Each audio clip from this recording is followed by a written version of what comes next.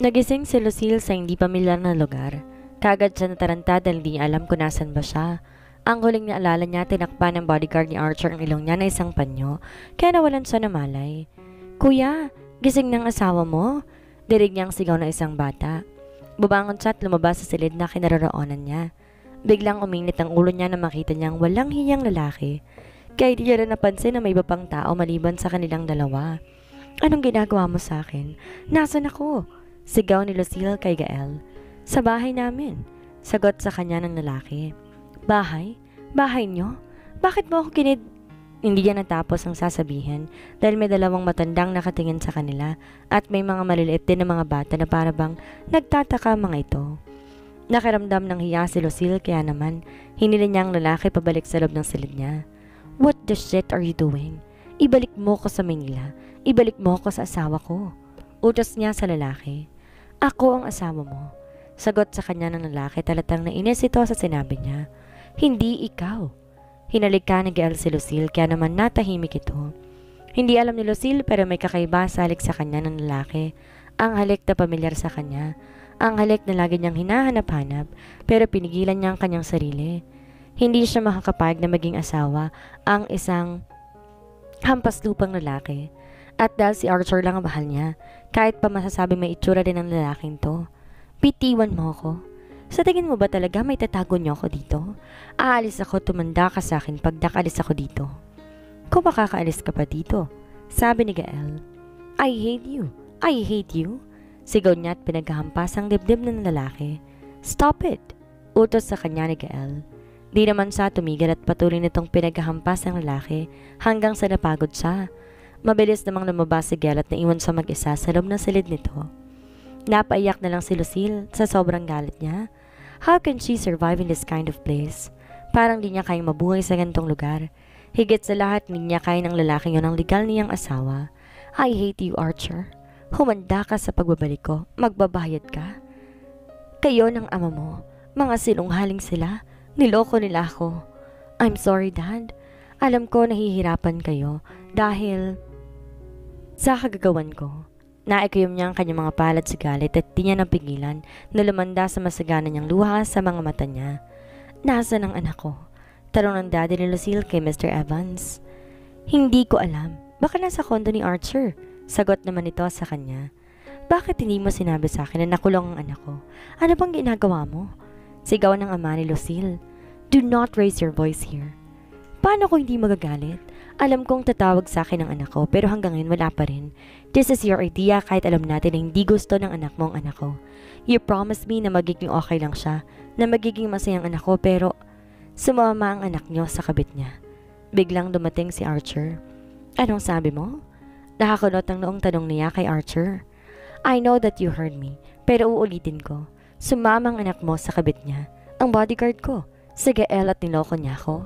Sabi ni Archer. Anong pinagsasabi mo? Baka kaming niloloko ninyo.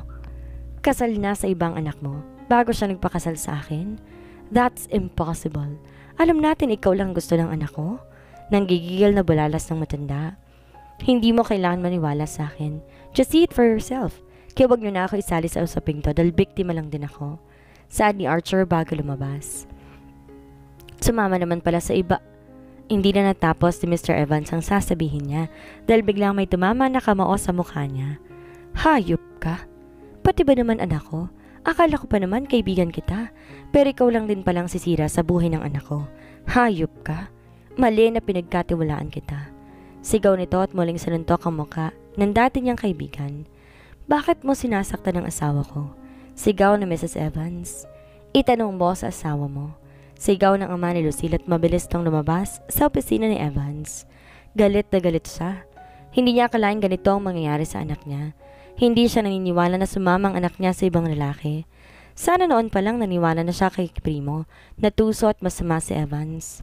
Mas matatanggap niyang umalis ang anak niya at sumama sa iba kaysa nakita niya ng mga larawan kasama ang punyetang Evans na yon.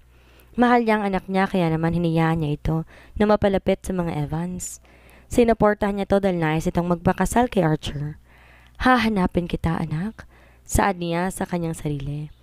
Habang nasa daan pa uwi sa bahay nila, nakatanggap siya ng tawag mula sa kanyang dating kaibigan na si Primo. Magkita tayo. Sad nito sa kanya. Sige. Sagot naman ng ama ni Lucille at tumiretso na siya sa isang restaurant.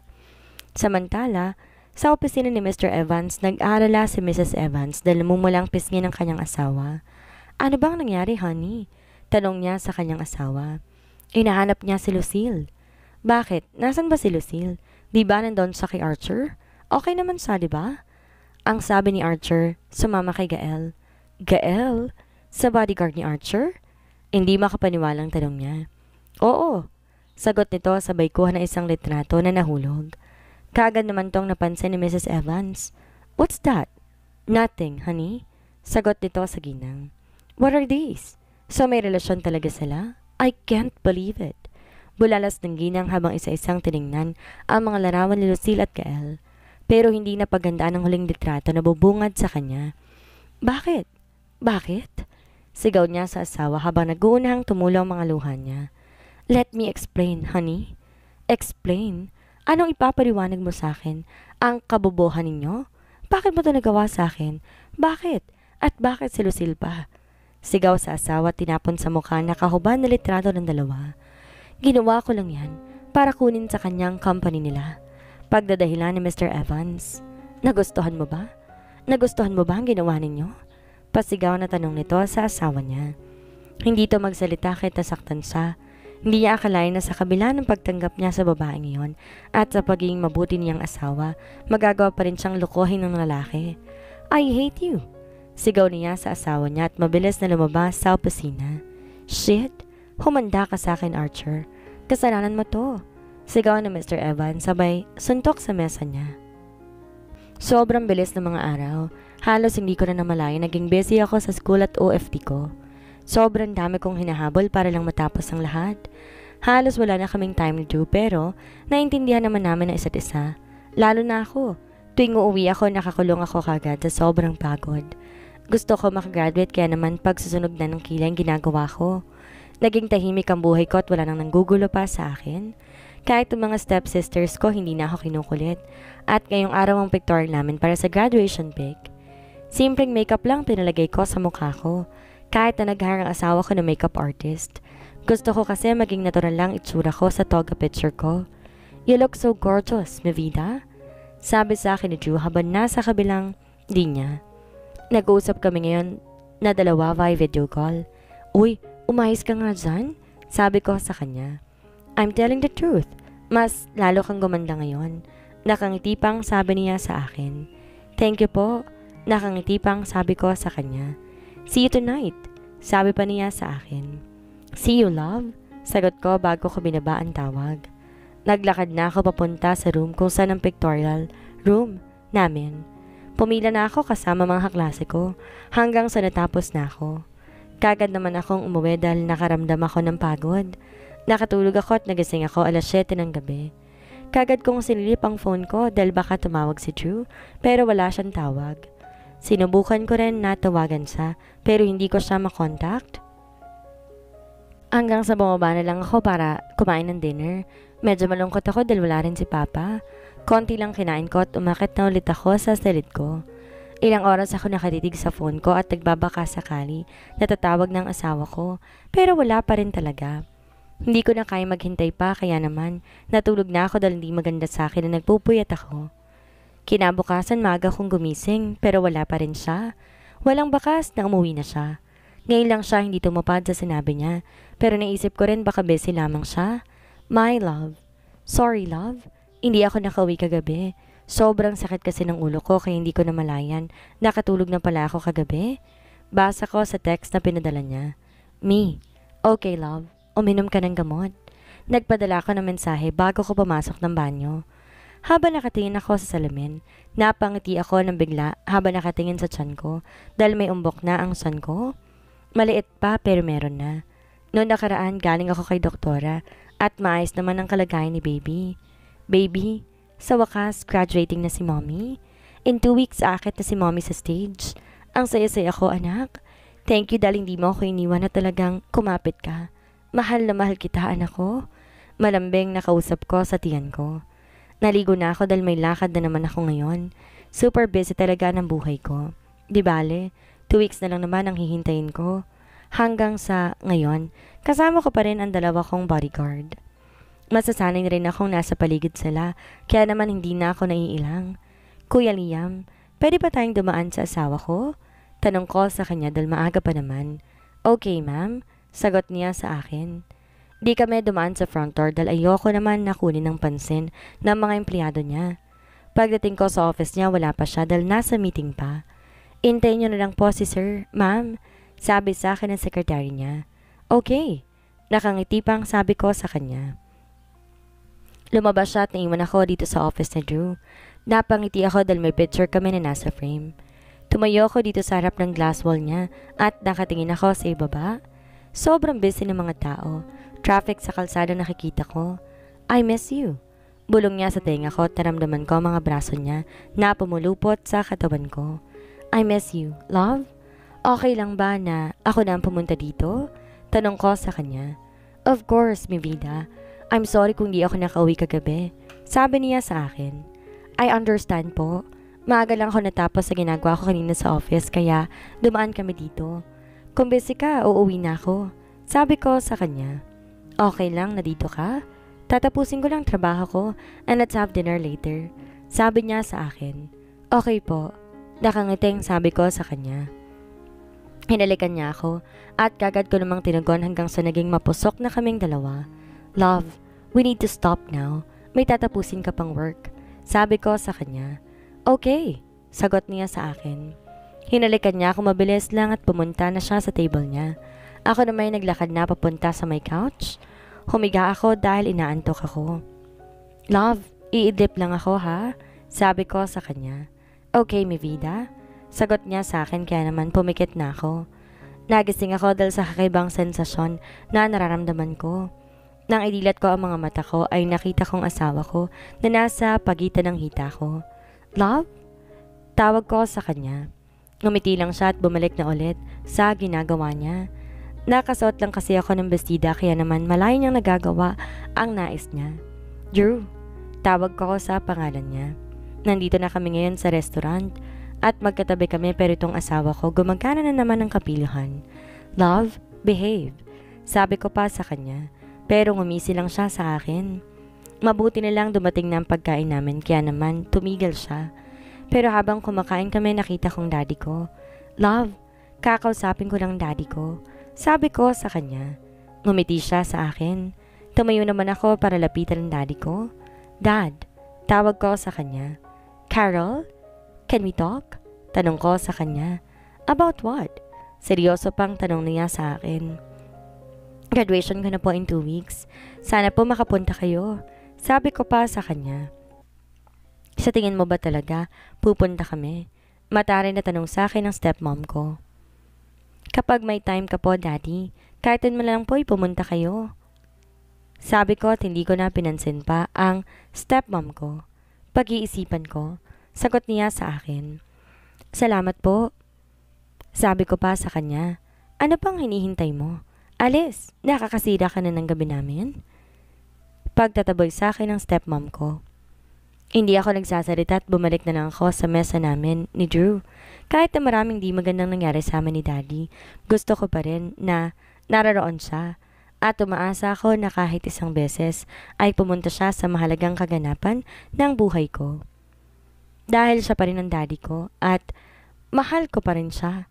Ngayon ang araw na pinakahintay ko, araw ng graduation ko. At si Papa ang kasama ko ngayon. Pero hindi ako nawawala ng pag-asang darating ang daddy ko. Si Drew naman hahabol na lang daw pero kanina maaga pa siya nagpadala ng bulaklak. Congratulations anak. Nakangiting bati sa akin ni Papa. Thank you po, Papa. Nakangiting sabi ko sa kanya at niyakap ko siya. Relax ka lang, anak. Papunta na sigurong daddy mo. Nakangiting sabi niya sa akin. Sana po. Sabi ko dahil hindi ako sigurado kung pupunta ba, lalo na't ang sagot niya sa akin pag-iisipan pa niya. Ngumiti ka na. Dapat masaya ka ngayong araw na to. Sabi niya sa akin. Opo, thank you po. Sabi ko sa kanya. Nakaupo kami ngayon at naghihintay na magsimula ang program. Masyado kasi kaming napaaga. Kaya naman ito ngayon naiinip at kinakabahan ng sobra. Para din ang tingin ko sa may entrance, inaabangan kong asawa ko at ang daddy ko. Hanggang nagsimula na ang program. Kinakabahan ako, talagang parang iiyak na ako. Hanggang sa nakita ko na si Drew. Kaya naging masigla ako kahit na papaano. Pero ang taong hinihintay ko ay parang wala na talagang pag-asang dumating. Please, Dad, dumating ka po. Please. Pabalong pang sabi ko. Carolina Mendoza, cum laude. Narinig ko pang tawag sa pangalan ko. Naiyak ako dahil hindi ko ito inaasahan. Hinanap kagad na mata ko ang daddy ko pero wala talaga siya. Naglakad na ako pakit sa stage nang bigla may humawak sa kamay ko. Congratulations, anak. Nakangiting bati sa akin ni daddy at talatang nagmamadali siya. Daddy? Parang naiiyak na sambit ko. Tara na, naghihintay na sila sa atin. May naong sabi niya sa akin. Siya nagsabit sa akin ng medal at talagang napaiyak ako. Hindi ko rin kasi inaasahan na magkakaroon ako ng karangalan. Nagulat lang din ako. Noong makarang linggo ay tanging nasa isipan ko. Ihabol ang lahat ng mga kulang ko sa mga professor ko. Talagang nakiusap ako dahil sa mga absence ko. Gustuhan ko man puntahan si Drew at yakapin sa hindi ko ginawa. Pagkatapos ng graduation ceremony, ay niyaya kami ni Drew na kumain sa labas. Sa kanya ako sumakay. Si daddy naman may sariling kotse, kaya naman kanya-kanya. Sila ni Papa. Congratulations, mi vida. I am so proud of you. Sabi sa akin ng asawa ko habang nasa daan kami, papunta sa restaurant. Thank you, love. And thank you for all your support. Sabi ko pa sa kanya. I love you. Yun lang ang naging tugon niya. Alam mo, love, kanina, nawalan na ako ng pag-asa. Tatanggapin ko na lang talaga sana na hindi na darating si daddy. Pero dumating siya at sobrang saya ko. Akala ko kasi wala na talaga siyang pakialam sa akin. Saad ko sa asawa ko. Masaya ako makita kang masaya, mi vida. Sabi niya sa akin. Parang panaginip pero totoo kasama kong daddy ko kanina. At sobrang gaan ang pakiramdam ko, love. Isa sa mga masayang nangyari sa buhay ko na makasama ko siya. Ngumiti siya, tinalikan ang likod ng palad ko. Sumandal ako sa balikat niya. Thank you so much, love. Alam kong busy ka pero naglaan ka pa rin ng oras para sa amin at para makapunta. Sayang lang dahil di ko na ipagmayabang na may gwapo akong asawa. Dinaan ko na lang sa birong sinabi ko. Soon, mi vida. Konting tiis na lang. Sabi niya sa akin. Pagdating namin sa restaurant, narito na rin sina daddy at papa. Malayo man kami sa kanila, mukhang seryosong pinag-uusapan nila. Di namin kasamang stepmom ko. Tanging si daddy lang kasama namin. Nagsimula kaming kumain at laking pasasalamat ko dahil walang bangayan o gulong nangyari. Naging masayang lunch namin. Daddy, thank you po. Naiiyak na sabi ko sa kanya. Kami na lang dalawang narito at binigyan nila kaming dalawa ng time mag-usap ng daddy ko. I'm sorry, anak. Patawarin mo si daddy sa mga pagkukulang ko sa'yo. Alam ko na hindi ako naging mabuti sa'yo. Sorry, anak. Sana hindi pa huli ang lahat. Sana makabawi pa ako sa'yo. Sabi niya sa akin at nakita kong luha sa mga mata niya. Naiintindihan ko po at masaya po ako na gusto niyang bumawi sa akin. Opo, hindi pa po huli ang lahat. Gagawa po tayo ng mga bagong alaala. Mahal na mahal po kita, daddy. Umiiyak na sambit ko at mabilis kong niyakap ang daddy ko. Mahal din kita, anak. Sorry kung naging masamang ama ko sa'yo. Sorry, anak ko. Umiiyak na sabi niya. Huwag na po kayong umiyak, daddy. Ang mahalaga po ay okay na tayo. Masaya po ako. Sobrang saya ko po. Ang buong akala ko hindi na magiging maayos pa ang lahat. Daddy, may sasabihin po ako sa inyo. Ano yon, anak? Magiging lolo na po kayo? Nakangiti pang sabi ko sa kanya. Really? Nakangiting tanong pa niya sa akin. Opo, buntis po ako. Alagaan mo palagi ang sarili mo. Hindi ka dapat napapagod o nai-stress. Makakasamahin sa apo ko. Dapat masaya ka lang palagi. Sabi niya sa akin. Opo, daddy. Nakangiting sagot ko pa sa kanya. Ibang-iba siya sa daddy na malamig sa akin. Ito ang unang beses na naramdaman ko ang pagmamahal at pagpapahalaga sa akin ng daddy ko at kakaibang sayang hatid sa puso ko. Sa loob ng maraming taon, pinangarap ko to. Pinagdarasal ko rin to palagi at ngayon, sinagot na ang mga panalangin ko. At sobrang saya ko at di ko kayang paliwanag ang nararamdaman ko. Anak, kailangan ko nang umuwi. Palagi mong tatandaan, mahal na mahal kita. Hindi ko man may paramdam o naipakita sa'yo pero mahal na mahal kita, anak ko. Umiiyak si daddy at niyakap niya ako na sobrang higpit. Niyakap ko rin siya, tinalikan ko siya sa pisngi.